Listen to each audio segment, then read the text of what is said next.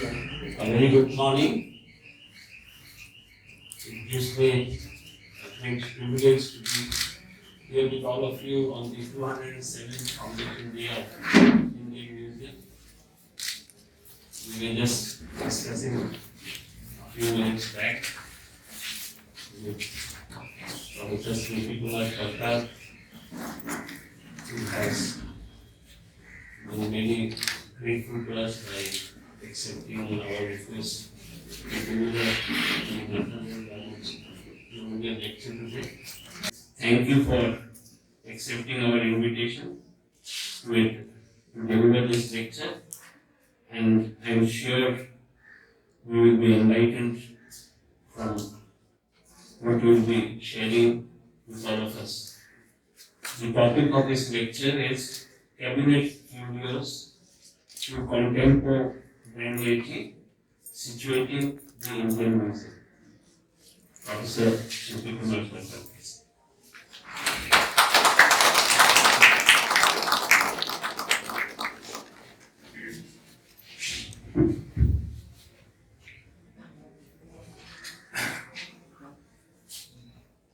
Very good morning to you all. I think it would be better if I do it without this because this has a vibration resonance. So I believe I should start with an apology in the sense that I am not the person fit into this kind of lecture because I do not belong to the mythology or ancient history or archaeology and the related aspects. So what I am going to deliver is an exercise on the ideas that lay behind the planning, the forming, the planning and the running of the museum. This is in fact, this is the exercise that needs to be done much earlier with regard to the museums, leading museums, in this museum in particular, and the leading museums of our country. So, the fact is known to you all that 207 years back, Nathaniel Wallich proposed to the Asiatic Society the forming of a museum in Calcutta, offering a part of his own nationalistic collection and his services for the purpose. It was certainly a twist to the destiny, as Dr. Choudhury right now said. His proposal was accepted, with himself becoming the curator, and then he became the superintendent of the museum in 1814 itself, and then he retired in the December. So his association with this museum is very big. It did not last even for a full year. And that's a reason, because by 1814 December, when he left, he was appointed as assistant surgeon of the English East India Company. He came to India as to work for the Dutch East India Company, of course. Now, here my question starts. Could we really base the idea that Nathaniel drove to propose the museum, and the idea that drove Nathaniel to propose the museum? Idea, as we all know, is usually the consummation of a person's education, his upbringing, his association, and above all, his intellectual pursuits. Nathaniel was the son of a Jewish merchant and a diploma holder from the Royal Academy of Sciences at Copenhagen. When he landed to Danish Singapore as a surgeon, he was a very young person, not knowing the country, not knowing the culture, the environment of the people with whom he was supposed to work. And the greatest misfortune took place right then, that he was arrested by the English East India Company as a follower of the Napoleonic Wars in Europe. But his education ensured his release very quickly. He was released, only to find himself in a very dire situation, in a land, unknown land, and without employment. That was the end of 1807 when he came to Singapore, and he remained unemployed till 1814. Here is the first clue. So, and the Asiatic Society at the time had been the intellectual hub of the company's government. In 1814, it was led by men like Henry Thomas Goldbrook, a mathematician and an Orientalist, anatomist Dr. W. Hunter, and Dr. H. Wilson, who studied medicine at St. Thomas College, St. Thomas Hospital, London, then turned an Orientalist and a historian. So you can see the mix of the persons, mostly from the medical background, and in those days, medical was made as in India, in Europe also, mainly very much dependent on botanical species and their properties. So all these Europeans, Nathaniel included, were products of the feudal culture of medieval Europe. The idea of a museum attracted them all. Because of the late 18th century Europe, royalty, members of the nobility, and wealthy merchants, everyone collected rare natural objects, curious articles, and new discovery items, which they preserved in the cabinets in their palaces or in homes. Hence called the cabinet curios or wonderful rooms in Germany, and in Germany. Now, the earliest of such cabinet curio collection dates back to the early 6th century BC. But the practice actually spread very fast in Europe, in early 19th century Europe. Could be said that from the end of the 18th century. Now, the owners of these cabinet curios showed their collection only to a restricted audience, their elite friends, relatives, by virtue of which they wanted to achieve a higher social status in the world of elites. With time, however, these cabinet curios became professional museums, institutional museums. First to come, in fact, I think the first modern museum, first to come, was the Basel City Museum of the Amberich cabinet. That was, I'm not giving the history of the persons, very interesting, who are the persons, who collected, what was the background, and that suggests the kind of idea that inspired the museum movement.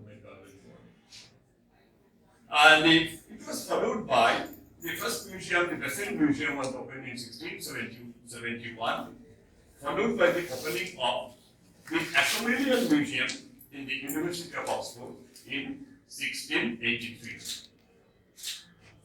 Now, the way this transition spread to different parts of Europe is fascinating, but I am not going to give you suggest the pattern of its diffusion. The rationality and the quest for knowledge of the Renaissance era revived the old sense of the museum as it was understood in classical Europe.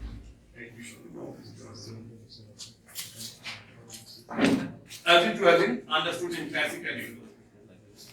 In ancient Greece and Rome,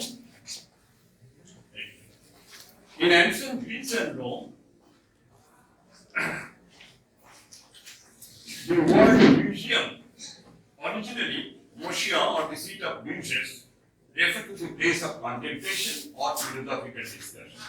That was the contour of the original museum movement. That museum should be a place of discussion and philosophical exchange of philosophical ideas. In the post-Renaissance era, therefore, European universities took the lead and in procuring private collections and converting them into institutional museums. Most important of such efforts eventually led to the establishment of the British Museum, opened in 1759. Now, next important shift in the idea of forming the museum came with the French Revolution. As you all know that the French Revolution attacked the monarchy, the nobility and the church, and therefore dismantled the old order of the society. And when the Louvre Museum and the Louvre Royal Palace opened, was thrown open to the public just 1 month after the fall of the Bastille in 1793, the people of all ranks could enter the palace, the royal palace, and see the priceless collections themselves. What it actually meant was the physical manifestation of the revolutionary slogan of liberty, equality, and fraternity. Liberty, equality, and fraternity. Therefore, what had been earlier a restricted domain, close to a powerful place, overnight became the sites for social interactions of the interested people without the stigma of the etat, means estates class. The university. The other was the transition of the private collection into public museum by the intervention of the state power. With the emergence of nation states in post-Napoleonic Europe, the museum thus became an important cultural symbol of national identities. So we are entering into the third phase of ideas. So museum became the symbol of national identities. Thus, the Louvre Museum for the French, the British Museum for the British, the Belvedere Palace Museum in Vienna for the Austrians, and etc.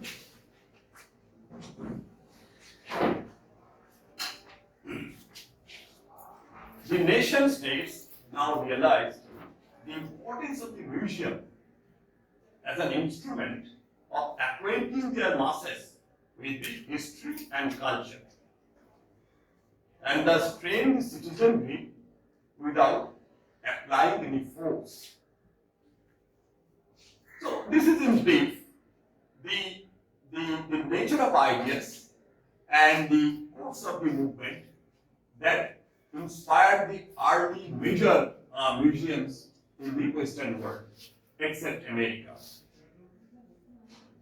Now, viewed in this perspective, where could we situate the Indian Museum? The Indian Museum could hardly be situated into this long trail of cabinet curios, Renaissanceism, 18th century Enlightenment, or the mid-19th century nationalism. So it was not the product of any of this kind of transition that took place in the Western world. The Indian Museum also started with private collections. Everybody knows it. But not the cabinet curios as discussed earlier. The social class of the collectors associated with the making of this museum was wholly different. Let's first take the case of the European collectors as a class, who made the most to the making of this museum in the beginning.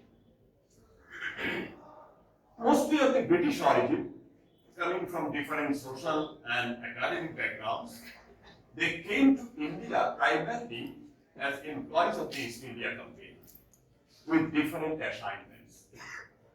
Many of their friends and relatives went to other parts of the world, to British colonies, but those who came to India had a different sort of experience and a different sort of encounter, we could say. If you follow the timeline of the growth of British imperialism, you will see that before coming to India, the British and British civilization at the time when they came to the colonial, to establish colony here in India, was only in the material, industrial production and in some mercantile, organizing mercantile capital and trade. These were the areas where they were advanced compared to where India stood at the time. This is a very interesting discussion, but it's not related to this.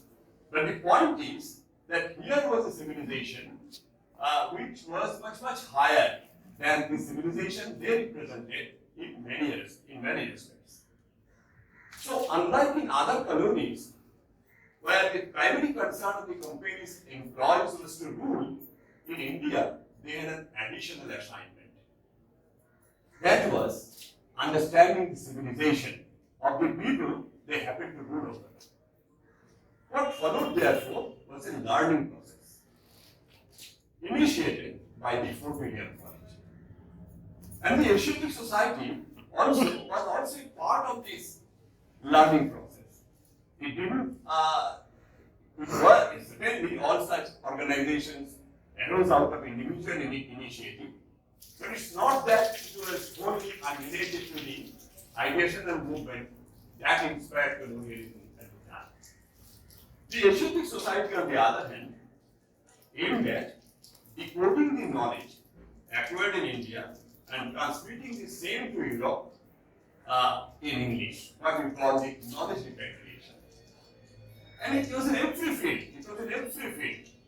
Till 1840s, there are very important areas where the knowledge, the traditional knowledge was regularly collected, processed, decoded, and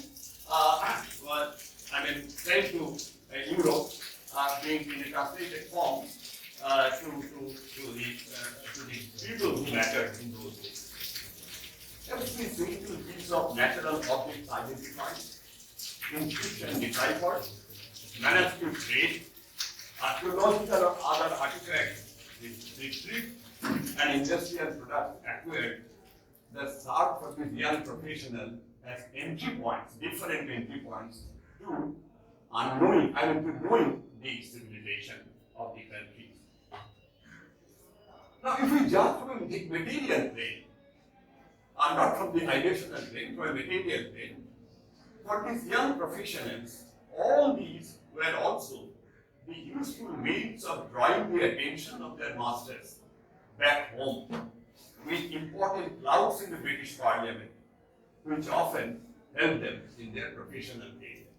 And if you look at the persons who were at the helm of affairs in the Asiatic Society, who took a lead in acquiring knowledge in different fields, whether it is botany, geology, anthropology, archaeology, literature, any field you identify any person, all of them were successful professionals.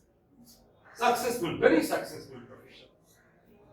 So among the early contributors of the Indian Museum, we also come across a few Rajas. But they were the Rajas of a different sort. Broadly called the nouveau riche, the newly rich. All of them owe their origin to the new-found wealth earned by them through their early connections with the company. Like Raja Navakrishna Dev's bonhomie or friendship with Robert Clive and etc. So they had acquired their feudal status or Rajatva. They were Raja without Rajatva, the king without kingdom. So they acquired their feudal status not by heredity, but through acquisitions. And it's a famous debate, the transferring their commercial capital into landed capital, etc., etc. Babu Ramkamal Sen was a different case, who was a major contributor to the making of this museum. He was also the first native secretary of the Asiatic Society. And before his becoming the Asiatic Society and the secretary of the Asiatic Society, it was the domain of the Shahis, absolutely the Shahis. Ramkamal Sen was a migrant from a Hooghly village, and that refers to a very interesting part of the history of urbanization of Calcutta. Ashutosh Mukherjee's family came from a Hooghly village.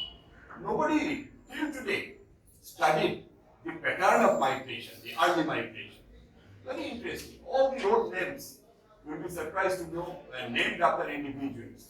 And if you go by the study of these individuals, the social history of the repatriation or the migration or the urbanization, it's completely different history. I am not going into these interesting details, but here is a person who came from a discrete Hooghly village, not a discrete Hooghly village, and his father was a petty clerk, and Ramkamal Sen became a leading intellectual of his time by his sheer diligence. He knew a number of languages, mastered a number of languages, but having achieved all this, he suffered from a sense of ignominy in the association of the Rajas of Calcutta, the city of palaces.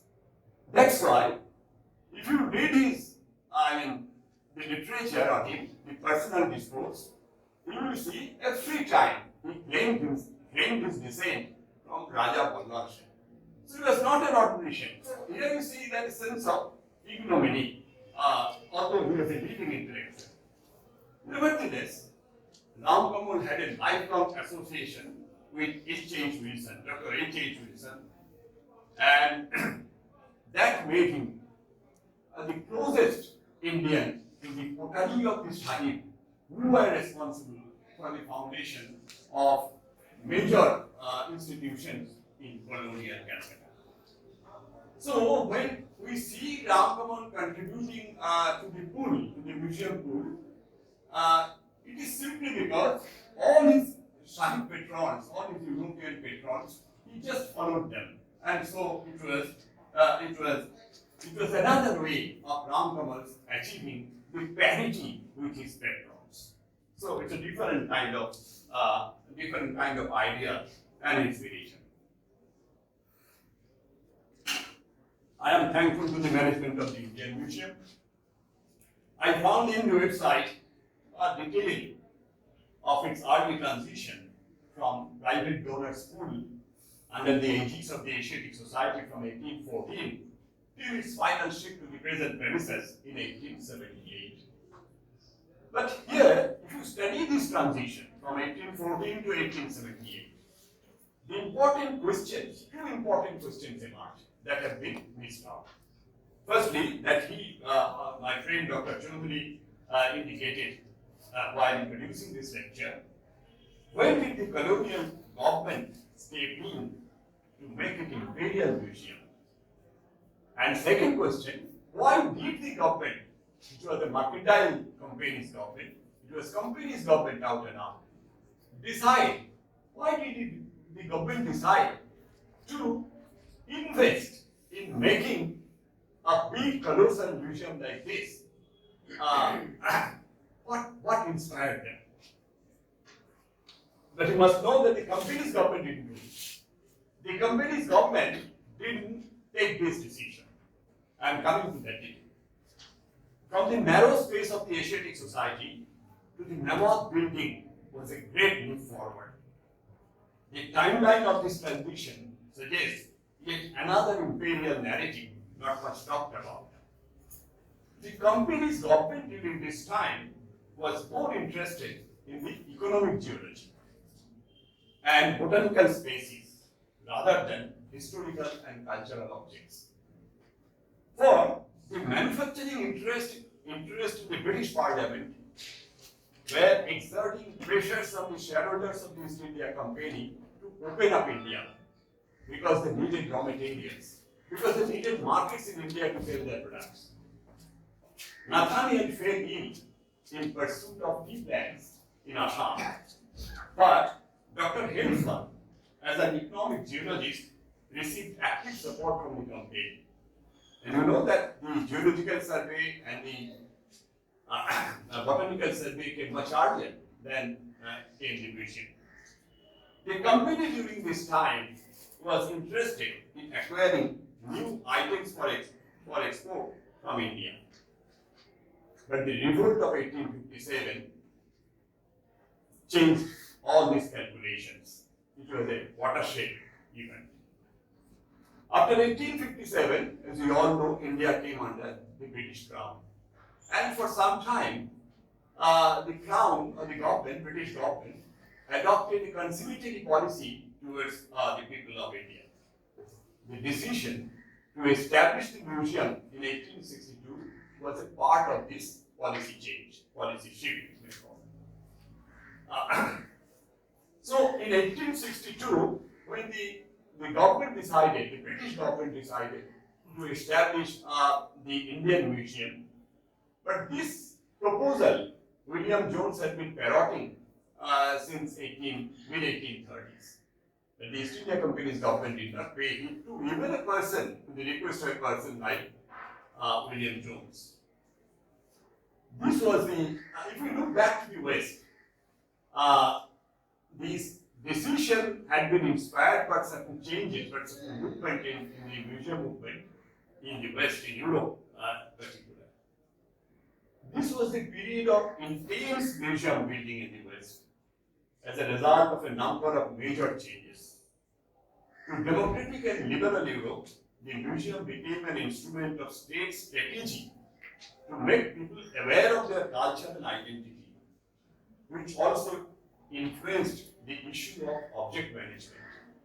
So first time we come to this concept, the object management. You have a collection, you have a museum, you have very rich collection, but you do not know how to manage the objects. That's the important area that actually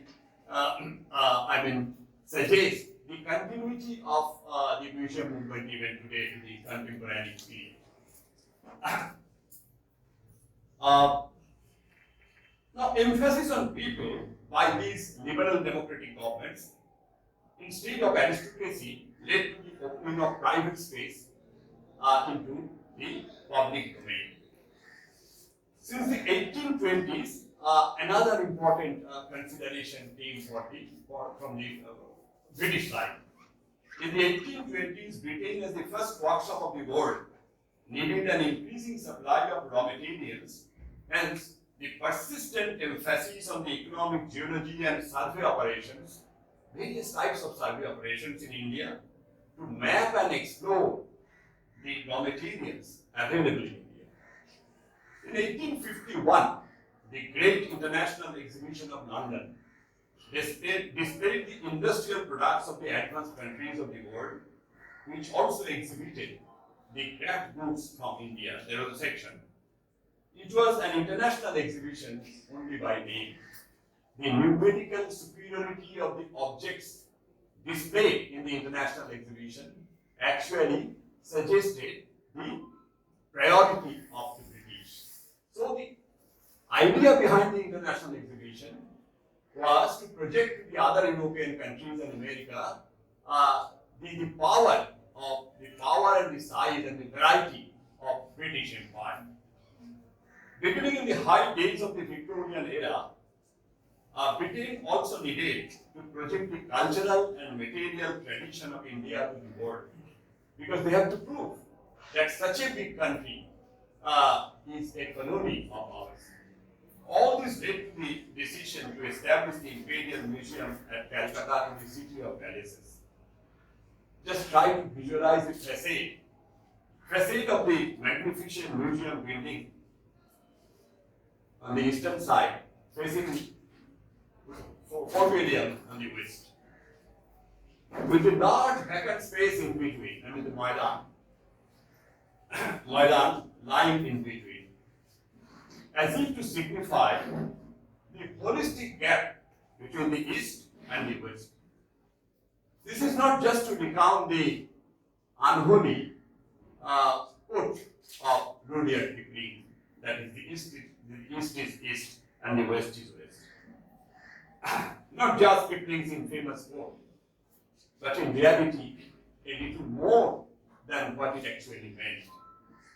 It meant the subjugation of India with its 5,000 years old civilization by virtue of their military power, which the Fort William embodies here, symbolized by the fort, pertains to the physical manifestation of the British imperialism. This is the British imperialism. Look, here is a fort, our power, and here is the product that the culture, the cultural specimens of 5,000 years of civilization, where even Egypt is represented.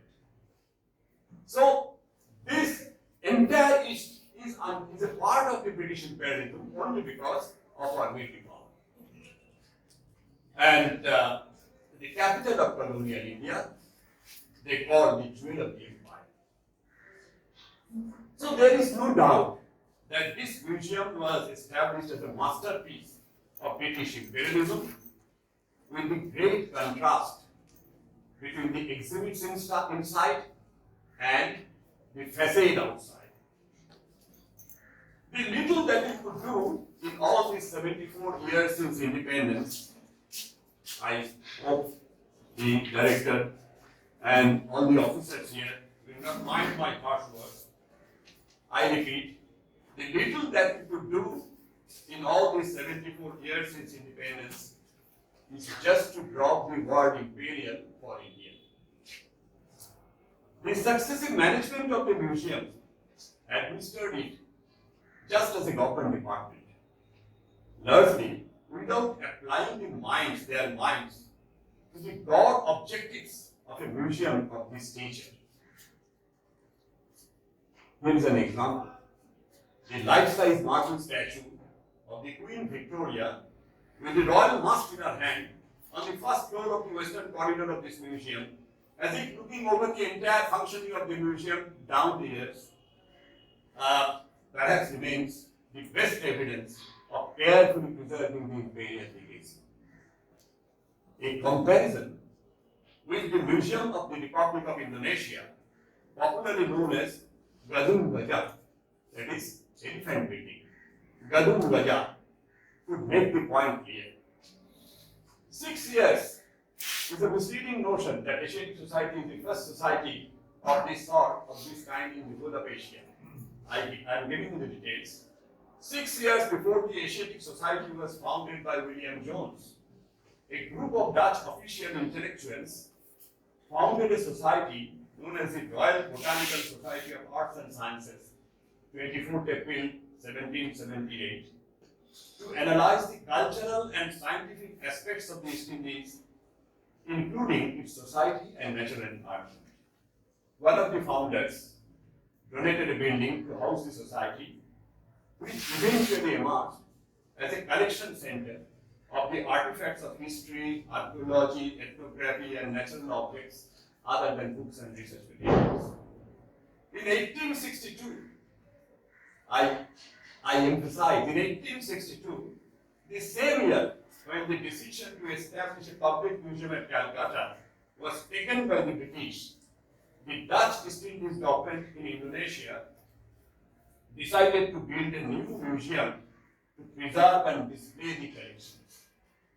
The first modern museum of colonial Indonesia was officially opened in 1868, 10 years before the Imperial Museum was established in Calcutta.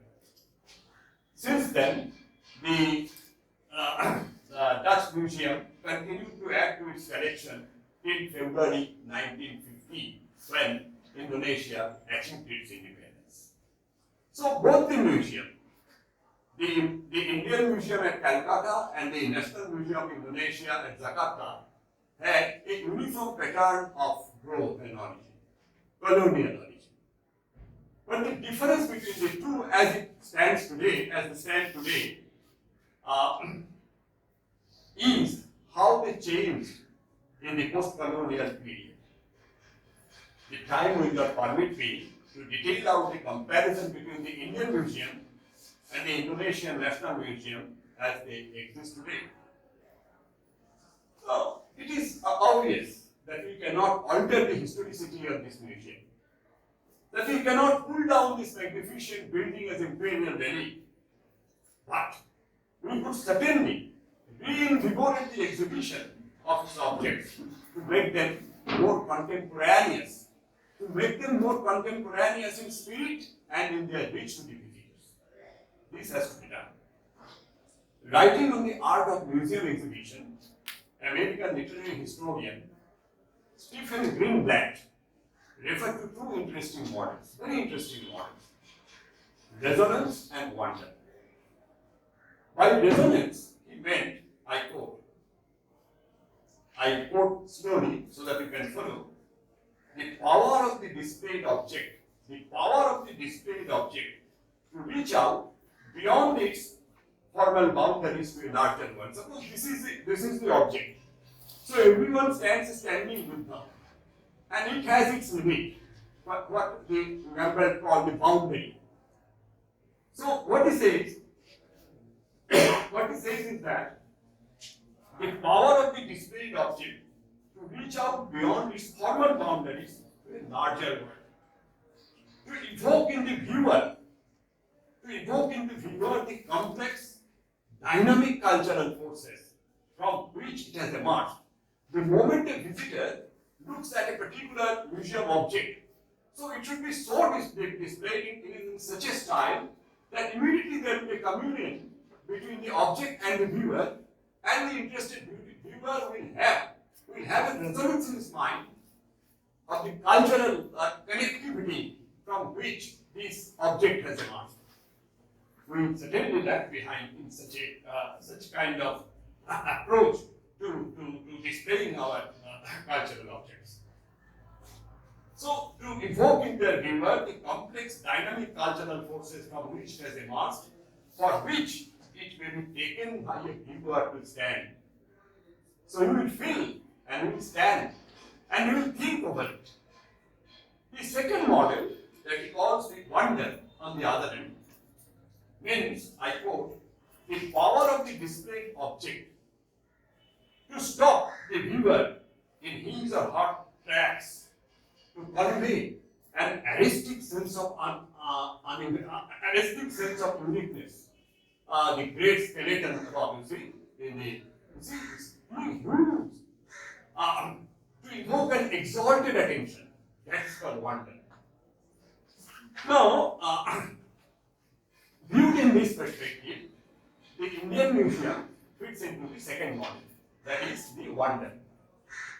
And like a couple of moments ago, the director has handed over me a book. The title of the book, you see, the Jadugar. So this is the image. I mean the wonder room image of the Indian Museum. The image that the Imperial Museum once created to the natives of colonial India still persists. The Indian Museum prefers to remain as a Jadugar, the wonder room. The wonder or exalt and Jadugar or the wonder image which the Imperial Museum once conveyed to the natives of colonial India did not change even after 74 years of independence. The wonder or exalted attention, to borrow Gamble, everyone know, and every time in our life we come across such situation where we get surprised to see something. But everybody knows that this sense of mind does not stay for long. The wonder or the exalted attention is a time-specific experience in human life, which do not last for long and make the viewer to ponder over the exhibited object for long. So, the moment is easy to get surprised, and then after some time we forget. Excuse me to take the case of myself as an example. I visited the Indian Museum for the first time as a primary school kid. I was possibly at class 3 or 4, I don't remember. And primary school kid, led by our teachers, in a sunny winter day, in addition to other notable places of the city, was the zoo. My second visit to this place was with my own child nearly 3 decades later. This is just a crude example of impression, the kind of impression the Indian Museum usually leaves on the mind of most of its visitors, except a minuscule few who make it their profession. 2 days back, a very well-placed person of Calcutta city, who is now very old, he was number 3 person in the best days of the Calcutta statesman, the leading journalist of the city.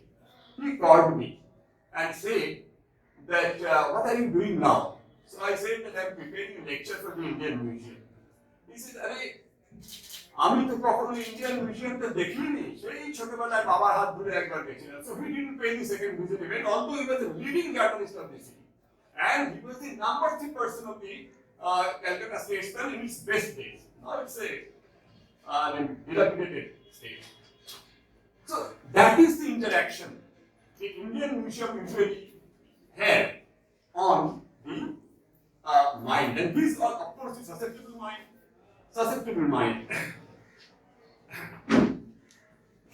In brief, the museum does not resonate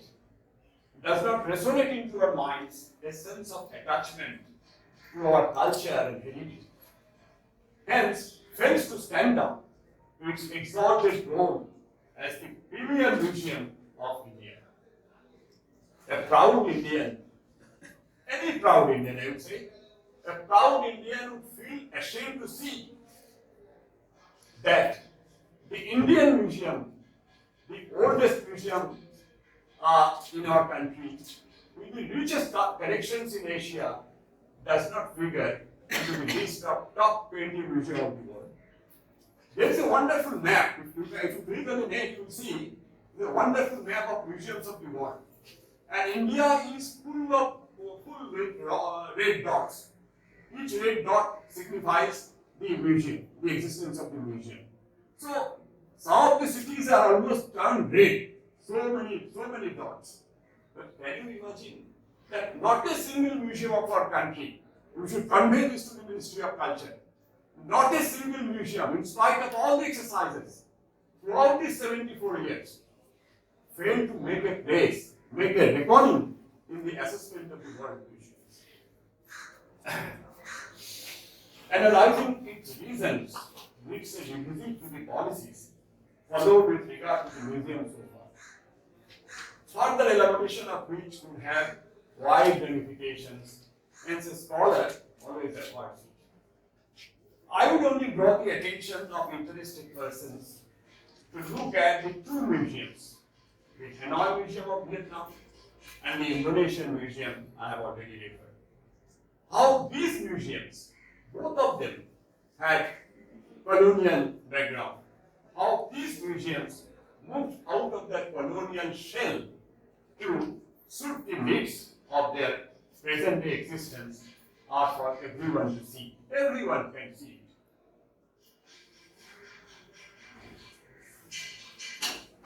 But I don't want to conclude this discussion with a gloomy note. This is a new India, and we are charting a new course within a set time frame to forget everything and to start anew in our personal life and in the life of our institutions also. So I will conclude this discussion. This is for the young professionals who are associated with this museum. I will conclude this discussion with a brief reference to what the present day management of the museum exhibits actually demands.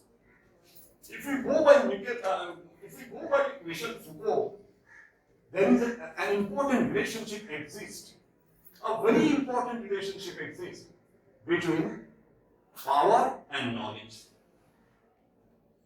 And he has shown how they are used as a form of social control in social institutions. This is a very interesting concept, the relationship between power and knowledge and how they could be formulated through social institutions as a means of social control.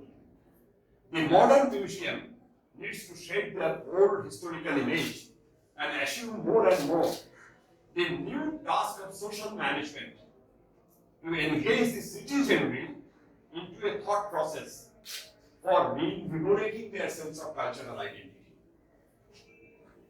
In 2016, and now I am giving you the best example from the Western world, in 2016, the British government in a white paper on culture thus referred to, I quote, culture as integral for the inspiration of younger generation. Culture as integral for the inspiration of younger generation, the rejuvenation of communities, and the empowerment of the British identity internationally. Britain to এখন পুরো শূন্য হয়ে গেছে, ফলে it needs to reinvigorate its youth by talking of its past glory. So the culture becomes an instrument of regeneration. But in the case of the Chinese history, the 19th century Chinese history, the term is called Tung-Chi, self-strengthening by our own cultural power. So in terms of collecting an identity, museums appear to want to adopt a more connected world. As the premier museum of the country, the Indian Museum needs to have a similar approach with regard to its exhibits. To illustrate how a museum could be used, is it possible? Here is an example. How a museum could be used to help suggest a direction to the nation. I would refer to Japan.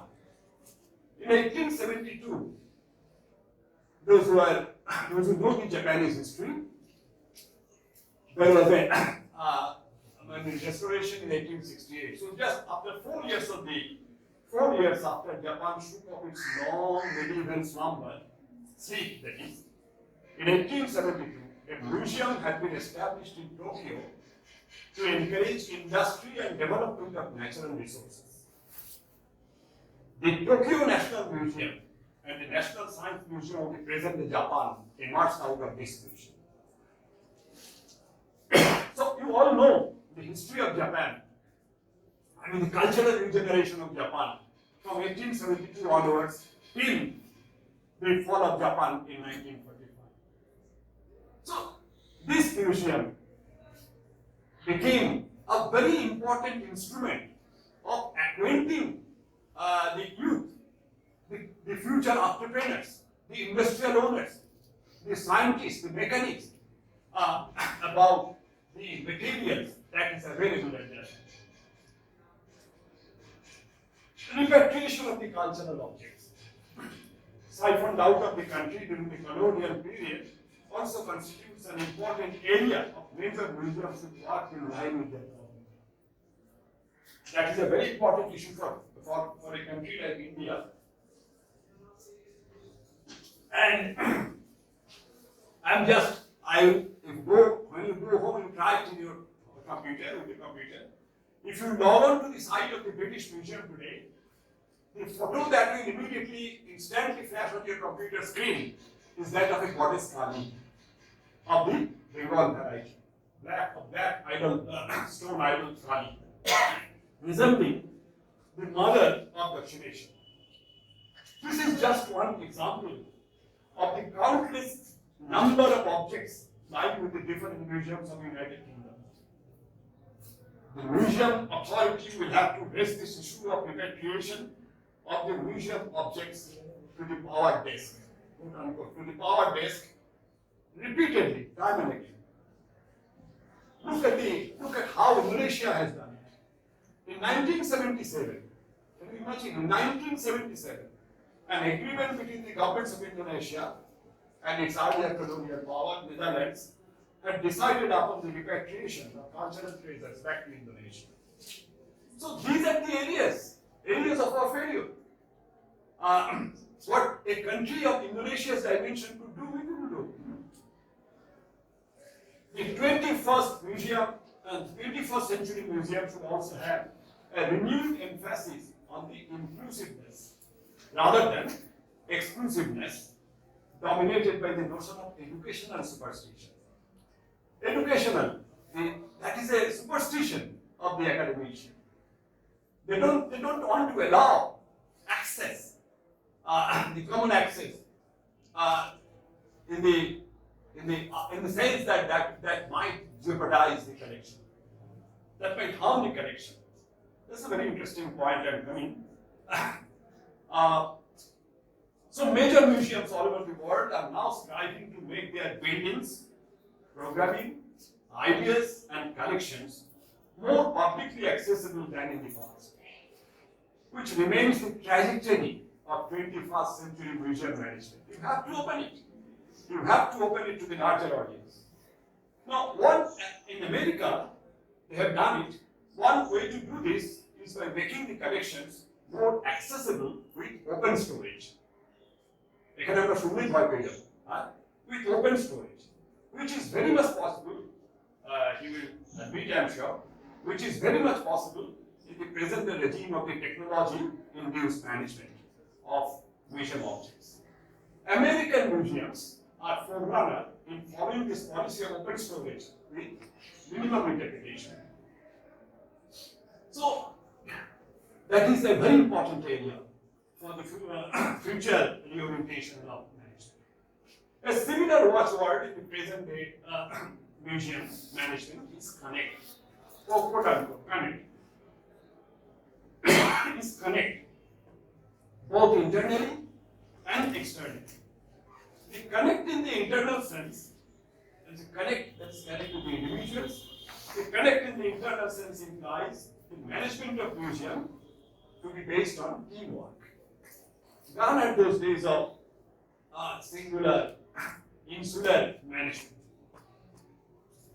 So it should be based on teamwork, which should comprise of conservation scientists, exhibition designer, planners, public educators, information scientists for proper management of scientific and cultural data of the museum, and you will be surprised, marketing managers, marketing experts to promote the museums in the market so that museum can earn on its own. And if you study the Western museums, how they are functioning, particularly in Europe, not in America to that extent, in Europe, European museums in some cities, they have developed city museums that has become a significant source of income for the city administration. And all the statistics are also available. Externally, the museum management needs to connect with other museums in the country, also with the major museums in other countries, to learn from each other's experience. But there is another perception also. As we have learned to live with Corona, the museum management must also learn to adjust their policies to live in the area of threats. What are the threats? One threat all of you know, those who are associated with the museum, that is the normal degeneration of the decay. But there are other threats which are developing very fast in the 21st century. Cultural objects of the museum might suffer from natural disaster, war, or similar other threats and terrorist attack. This museum, I don't know whether these files are available here in the records. How the museum behaved during Japanese raid on Calcutta, air raids. So, the war and similar other threats, particularly the terrorist attack. What happened to the Burmese Buddha? And what happened to the museum objects in Iraq? So, there are threats. Hence, an action plan, both preemptive and preventive in nature, should be prepared to meet such an eventuality. The international bodies like the UNESCO and Blue Shield International help restore the cultural objects around the world. Hence, the policy to connect with one and all should be an integral part of the museum management domain. The important point I want to submit to you all is that we must try our best to make the Indian Museum a facility for education, a source of leisure, resonance and reconnect to our cultural heredity, and finally, a medium of communication to the society at large. To the leaders of the museum, I propose to set a time frame for getting the Indian Museum included in the list of top 20 museums of the world. With that note of hope, I conclude my lecture. Thank you.